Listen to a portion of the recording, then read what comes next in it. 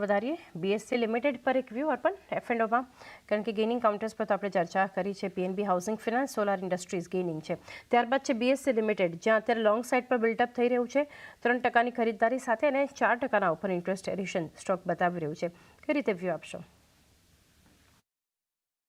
ચાની બીએસસી લિમિટેડમાં ઓલ્ધો આજના દિવસે બ્રેકઆઉટ સાથે ટ્રેડ કરી રહ્યું છે, but the way broader market is giving up, index is giving up, I think તમારે થોડું વેઇટ કરવું જોઈએ, બીકોઝ રિસેન્ટ રનઅપ છે એક્સ્ટ્રીમલી સ્ટ્રોંગ રનઅપ છે, અને એ પછી જે રિસ્ક રિવોર્ડ છે are not in your favour. So better છે કે થોડું વેઇટ એન્ડ વોચ કરી શકો છો, અને ક્લોઝિંગ પછી તમે ફ્રેશ કોલ લઈ. તો એક વ્યૂ જો વેઇટ એન્ડ વોચ એક રાખી શકો છો અપ્રોચ અહીંયાથી, ખાસ કરીને બીએસસી લિમિટેડ માટે. ટ્યુબ ઇન્વેસ્ટમેન્ટ માટે વ્યૂ લઈએ અર્પણ. શોર્ટ કવરિંગ છે અત્યારે 2.5%ની ખરીદદારી છે ટ્યુબ ઇન્વેસ્ટમેન્ટમાં, અને 2730ના લેવલ્સ પર ટ્રેડ થઈ રહ્યું છે ફ્યુચરમાં. કઈ રીતે સલાહ આપશો? સો ટ્યુબ ઇન્વેસ્ટમેન્ટ પર ઓવરઓલ અમારા રડારમાં નથી, અને ટેકનિકલી પણ કોઈ અમારું કોઈ રેકમેન્ડેશન નહીં રહે. એ સિવાય આગળ સ્ટોક સ્પેસિફિક ચર્ચા તો એસબીઆઈ કાર્ડ માટે અર્પણ. લોંગ બિલ્ટઅપ છે, 1.5% ઉપર છે એસબીઆઈ કાર્ડ, અને 0.5%ના ઓપન ઇન્ટરેસ્ટ એડિશન જોઈ રહ્યા છે. ડેઝ હાઈ પર અત્યારે ટ્રેડ થઈ રહ્યો છે સ્ટોક.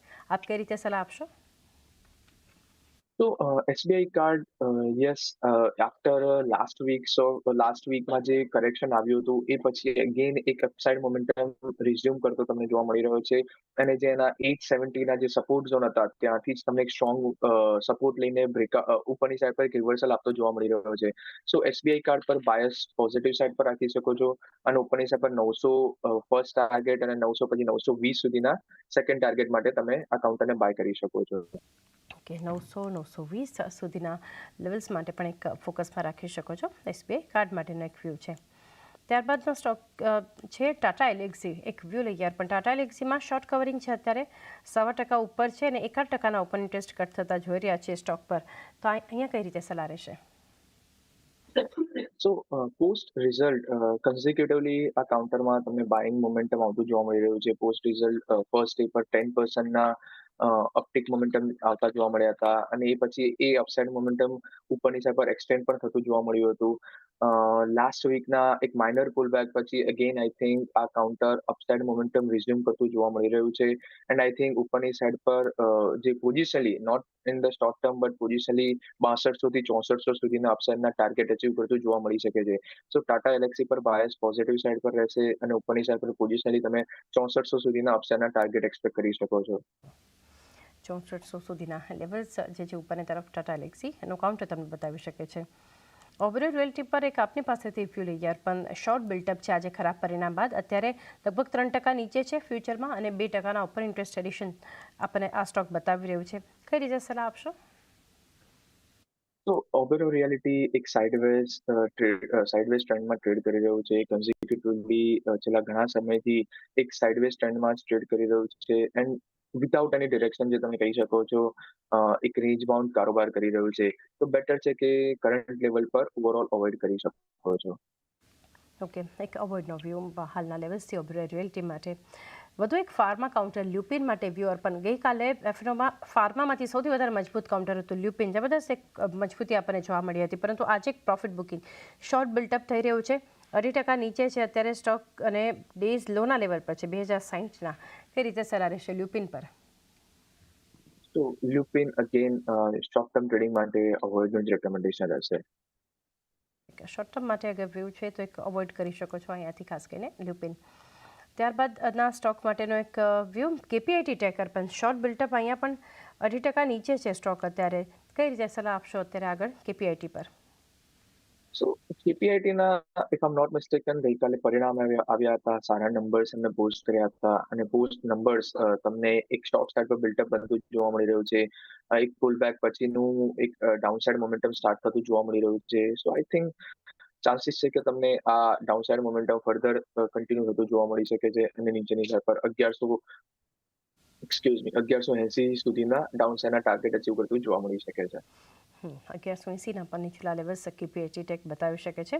ટ્રેન્ડમાં પણ અત્યારે 1%ની ખરીદદારી જોઈ રહ્યા છે અર્પણ, અને અત્યારે જે એક મજબૂતી લગભગ 5290ના આસપાસના લેવલ્સ છે. શોર્ટ કવર થઈ રહ્યા છે. ડેઝ હાઈથી અહીંયા પણ થોડો ઘટાડો અત્યારે માર્કેટની સાથે સાથે આ સ્ટોક પણ નીચે છે.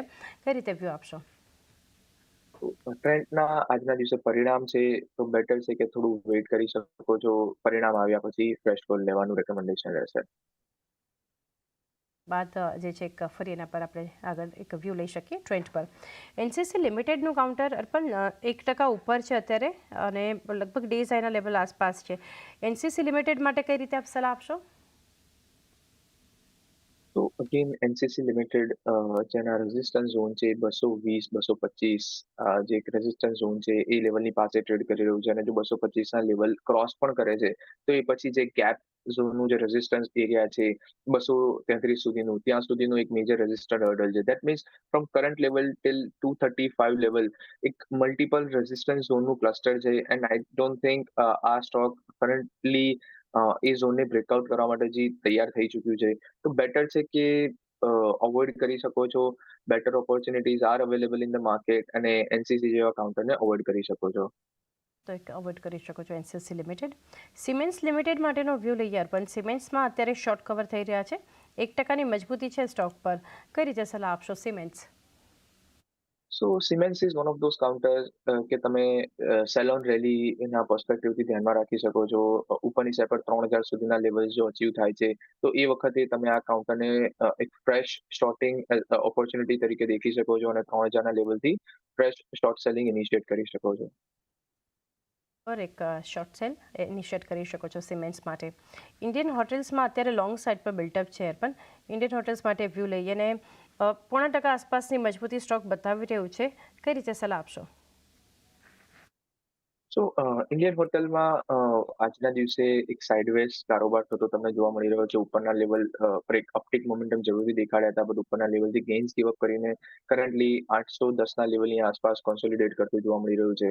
તો બાયસ ઇન્ડિયન હોટેલ પર ઓવરઓલ સાઇડવેઝનો છે અને કોઈ ફ્રેશ ટ્રેન્ડ દેખાય એવું લાગી રહ્યું છે તો ઓવરઓલ આ કાઉન્ટરને તમે અવોઇડ કરી શકો છો.